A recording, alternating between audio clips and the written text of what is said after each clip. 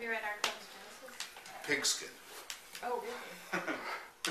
Alright, this is Kelly, and I'll edit out anything I said that. Sculpted from the finest pig for additional offensiveness. Right. So, my name is Andrew Proctor. I'm the Executive Director of Literary Arts. It's a great honor to have Christopher Hitchens here with us tonight in Portland.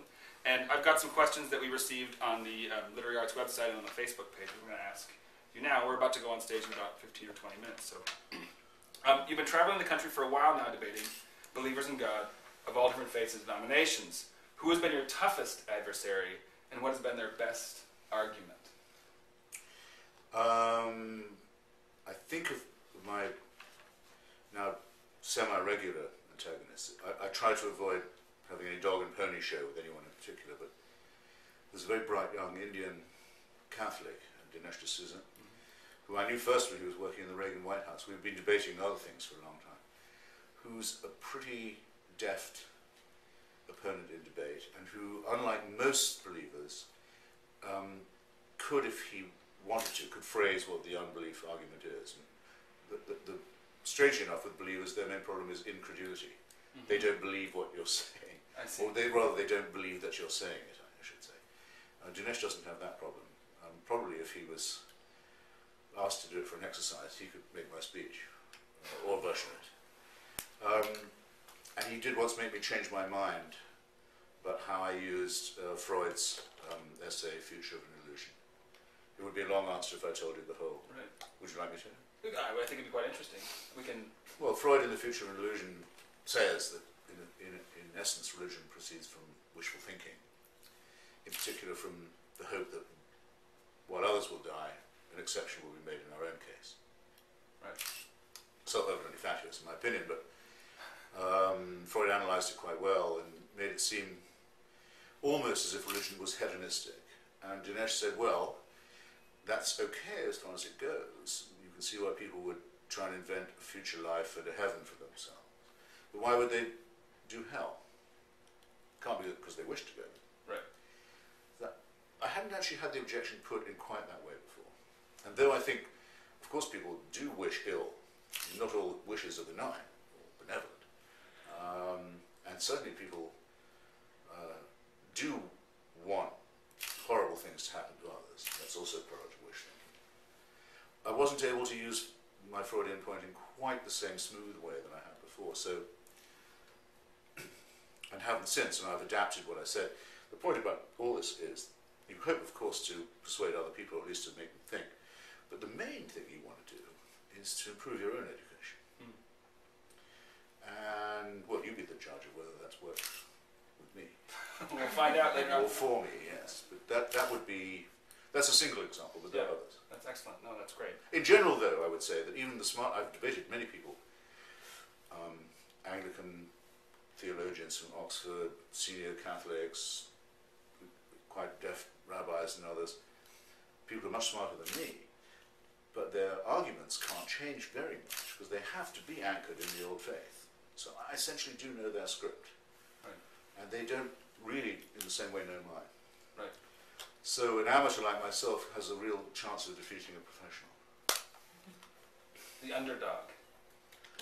Overdogs, I think. Right. Well, let's move on. Here's another question, which I think is quite interesting. In the 20th century, it was largely faith and political ideology and racial supremacy that caused some of the greatest human tragedies. Yes. Isn't religion, like politics, just another method of sort of wielding power, as it were? And so isn't it actually power that poisons everything, and religion just merely a means, as politics might be? Well, yes. I mean, since you almost contained my answer in your question. I mean, Nietzsche says at one point, without religion, not much is left but the will to power. But I would reply, to the extent that that's true, religion is an expression of the will to power. I mean, if you ask yourself about His Holiness the Pope wanting to arbitrate matters of faith and morals, behaviour, banking, government policy, and so forth, you ask yourself, does this man really want power in this world or the next? It seems to me he's placed a very safe bet on, I know I can exert it in this world. That's certainly something. Right. Mutatis mutandis, that goes for all other religions too. They seem to think this is the only world we've got, because that's the one where they want power. So I return them the question, but I don't deny that there are people who, in their own lust for power, will try and deify themselves or their ideology, but that's only making the same mistake in a different way. The thing is to stop thinking religiously, to stop thinking in terms of faith. In other words, if they want a fair test of what a secular society would be like, they'd have to come up with one that believed not in Stalin or Mao or Pol Pot, but in Lucretius, Voltaire, Spinoza, Galileo, Einstein, Jefferson, and so forth. We don't yet have a working model of that society, but if we did, it wouldn't end in famine and dictatorship. I'm fairly sure. And we're very lucky to live in these United States, which approximate the nearest that humanity has yet got to living in a society that's officially not religious. However religious the people may be, the state will not be. Right, and so how does controlling that frontier is very important to me. And so faith-based initiatives must have been very frustrating for you to see enacted during the Bush administration. Well, it shouldn't have been me who complained. I mean, the Colonel objection... says we're good to go in 2 minutes. Yeah, that's Okay. is that Right. right? No, I'm all for timekeeping. No, it shouldn't have been I who objected. It should have been the faithful who say, we don't want state patronage. Right. I mean, the separation of church and state is, of course, to protect the state from being dictated to by religious groups, but in a country like this, where there's no one group of believers who is strong enough to dictate terms, it should be the churches who don't want to be corrupted by patronage of the government. So, I mean, naturally I'm against it, but I was surprised by how many religious people would sell their essential principles for mere subsidy from a half-baked office of the Bush White House. On that note, I think we'll finish because we're about to go on. Well, and since I might add, I mean, this involves things like helping Christian groups in Uganda who want to give the death penalty to homosexuals, Right.